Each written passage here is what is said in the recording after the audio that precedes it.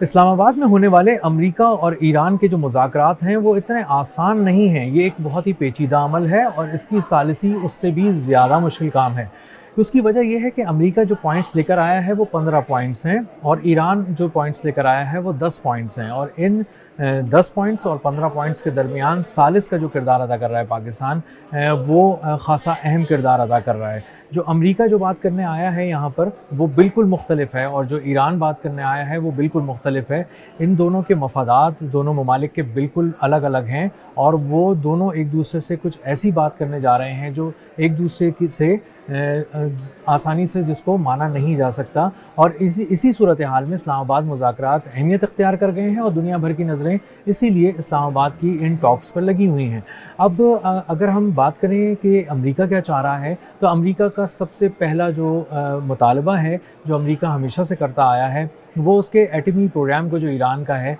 اس پہ بات کرتا آیا ہے، اور ابھی بھی کہہ رہا ہے کہ ایران کسی بھی طرح اپنے ایٹمی پروگرام سے دستبردار ہو جائے، وہ یورینیم کو افزودہ نہ کرے، یورینیم کی انریچمنٹ نہ کرے، یعنی وہ کوئی ایسی یورینیم کو اس حد تک افزودہ نہ کرے کہ وہ کوئی ایٹمی ہتھیار تیار کر سکے اور جوہری طاقت بن سکے۔ ایران کہتا رہا ہے اب تک کہ وہ جو اس کا جو نیوکلیر پروگرام ہے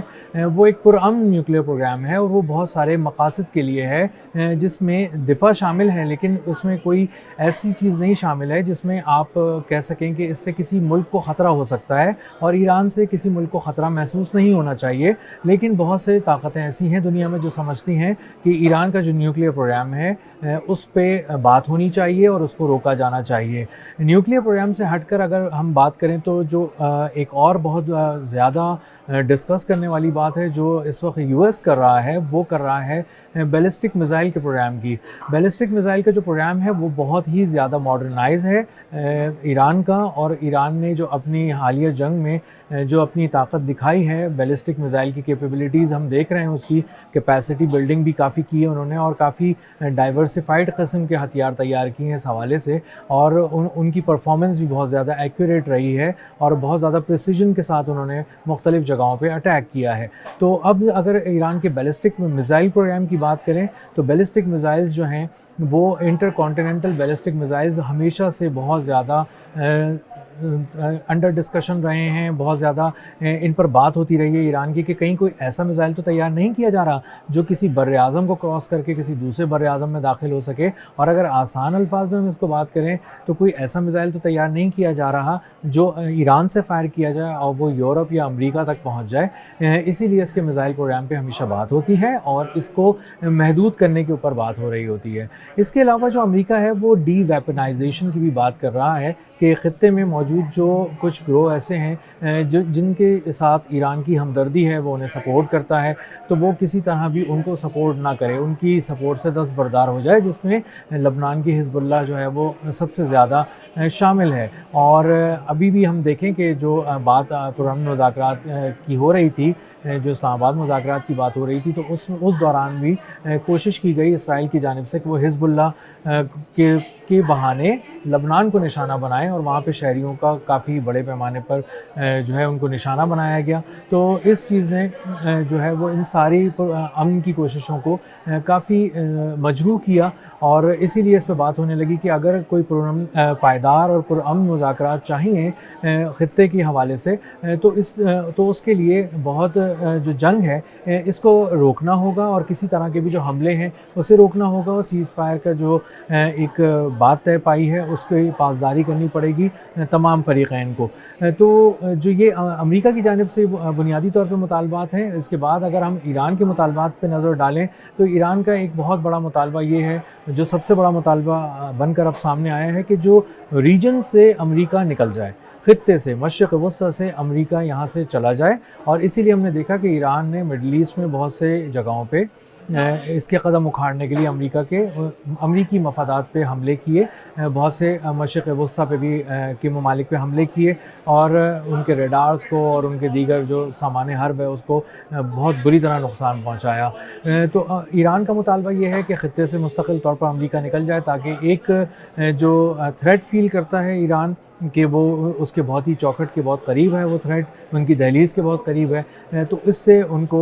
आसानी मिल सकेगी और ख़ित्ते से वो चाहते हैं कि अमेरिका यहाँ से चला जाए। इसके अलावा ईरान का एक बहुत ही पुरज़ोर मुतालबा है और वो ये है कि जो सैंक्शंस उस पे लगाई गई, पाबंदियाँ जो उस पे लगाई गई हैं, वो इक़्तिसादी पाबंदियाँ उठाई जाएँ और तमाम पाबंदियाँ उठाई जाएँ और हर तरह से उठा ली जाएँ। और इसके लिए वो प्ली ये देते हैं कि हम जो है वो कोई ऐसा काम ही नहीं कर रहे जिससे दुनिया को ख़तरा हो, तो दुनिया हम पे पाबंदियाँ क्यों लगाती है, दुनिया हमें क्यों रोकती है सिफारती तौर पर राब्ता करने के लिए, तिजारती तौर पर राब्ता करने के लिए मुख्तलिफ़ ख़ित्ते के ममालिक से। तो अब जब सैंक्शंस उठ जाएंगी तो वो इसके हवाले से ईरान ये कहता है कि जब सैंक्शंस आप हटा लेंगे तो हम बहुत आसानी से ट्रेड कर सकेंगे, हम दुनिया के साथ मिलकर आगे बढ़ सकेंगे और हम चूँकि हमारा बहुत ज़्यादा राब्ता होगा तो हम ज़्यादा मौसर अंदाज में दुनिया को अपनी बात बता भी सकेंगे, दुनिया की बात भी सुन सकेंगे, तिजारती रवाबित भी कायम करेंगे, सिफारती रवाबित भी कायम करेंगे और उसके बाद फिर मुख्तलिफ़ किस्म के जो और रवाबित होते हैं जिसमें समाजी रवाबित होते हैं, कल्चरल होते हैं, इन सब को भी हम साथ लेके दुनिया के चल सकेंगे और हम जो बिल्कुल तन्हा होकर एक तरफ खड़े हैं और दुनिया हमसे बात नहीं कर रही, हम किसी से बात नहीं कर पाते, वो मामलात भी हमारे हल हो जाएंगे। अगर ये सैंक्शंस उठा ली जाती हैं ईरान पर से और उनका मुतालबा मान लिया जाता है तो ये एक बहुत बड़ा ब्रेक थ्रू होगा ईरानी मईशत के लिए, ईरानी कौम के लिए, क्योंकि वो अपने ऑयल एंड गैस जो बुनियादी तौर पे वो प्रोड्यूस करते हैं उसको एक्सपोर्ट कर सकेंगे, दूसरे मुल्कों को बेच सकेंगे आसानी से। और सिर्फ अगर हम पाकिस्तान की बात कर लें कि अगर सारी चीज़ें बहुत ही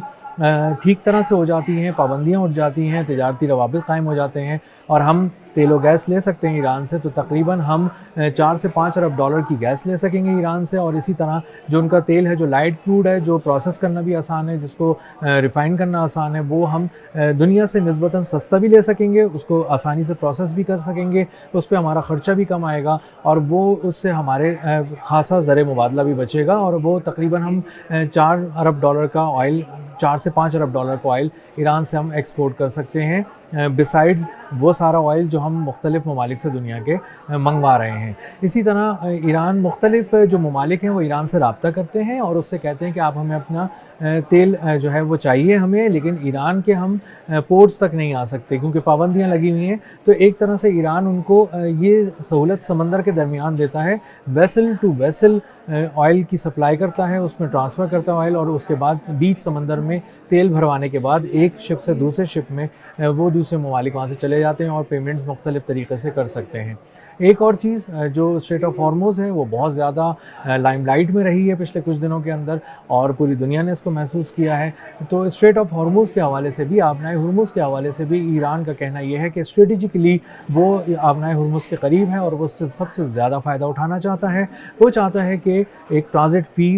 या टोल टैक्स ले और आबनाए हुर्मुज़ से गुजरने वाले जो शिप्स हैं, चाहे वो ऑयल वेसल्स हैं या कोई किसी तरह के भी कार्गो वेसल्स हैं, जो जहाज़ हैं तिजारती, उनको गुजरने के लिए वो एक ट्रांजिट फ़ी ले। और दरमियान में ये रिपोर्ट्स आई कि ईरान ने तकरीबन 20 लाख डॉलर एक शिप से लिया उन्होंने और उसके बाद उनको इजाज़त दी कि वो वहाँ से गुज़र सकें। तो ये एक तिजारती पाबंदियाँ भी हो गई हैं। इसके साथ साथ ईरान ये कहता है कि उसको उसके कुछ असासे हैं जो पूरी दुनिया के अंदर मुंजमद तो नहीं हैं लेकिन वो मुंजमद हैं, रिस्ट्रिक्ट किए गए हैं, लेकिन वो उसको फ्रोज़न ही समझता है। वो समझता है कि ये अकाउंट सारे फ्रीज़ हो चुके हैं। तकरीबन 100 से 120 अरब डॉलर तक का ये एक बताया जाता है कि इतने मालियत के असासे ईरान के हैं जो मुख्तलिफ़ दुनिया के बैंकों में हैं, मुख्तलिफ़ दुनिया के ममालिक के पास रखे हुए हैं और वो ये चाहता है कि इन असासों को जो वो अब नहीं हासिल कर पाता उस तक उसको एक्सेस दिया जाए, वो गैर मुंजमद कर दिए जाएँ ताकि वो उन एक्सेस ले सके और आसानी से वो उन्हें इस्तेमाल कर सके। ये उसकी मईशत के लिए बहुत ज़रूरी है क्योंकि ईरान की मईशत मुस्तकिल स्ट्रगल कर रही है। तो आज जो इस्लामाबाद में सजी बैठक है जो बहुत ही इम्पॉर्टेंट है, जिसको सालिस के तौर पर पाकिस्तान देख रहा है, ये एक तारीख़ी लम्हा है, ये एक गैर मामूली लम्हा है जब अमेरिका और ईरान जैसे दो मुल्क आके पाकिस्तान में बैठे हैं। इस्लामाबाद को उन्होंने मुंतखब किया है अपनी मेज़ सजाने के लिए मुज़ाकरात की। पाकिस्तान इसको सालिस के तौर पे देख रहा है। तो जहाँ ये मुज़ाकरात बहुत ही अहम हैं वहाँ पे इनकी तारीख़ी अहमियत के साथ साथ ये बहुत ही पेचीदा भी हैं, मुश्किल भी हैं और सबसे ज़्यादा इनकी सालिसी मुश्किल है क्योंकि आज कोशिश यही की जानी है कि किसी तरह से कोई बहुत बड़ा ब्रेक थ्रू सामने आए, सीज़ फायर बरकरार रहे, राब्ते बरकरार रहें, बातचीत चलती रहे। दुनिया बहुत ज़्यादा पुरुमीद है कि आज इस्लामाबाद में होने वाली जो बैठक है इसके बहुत ही दूरस्थ नताइज होंगे। بہت امید افزا نتائج ہوں گے، اور پاکستان جو ہے وہ کسی ایک جگہ ان دونوں ممالک کو لائے گا، اور ان کی کسی طرح سے صلح ہوگی، اور بات جو ہے وہ اب بات چیت کی ڈگر پہ چل پڑے گی، اور اس راہ پر چل کر ایک پائیدار امن کی جانب جائے گی۔ اب تک کے لیے اتنا ہی، ملتے ہیں اگلے ولاگ میں کسی نئی خبر، نئے تجزیے اور نئے زاویے کے ساتھ۔ اللہ حافظ۔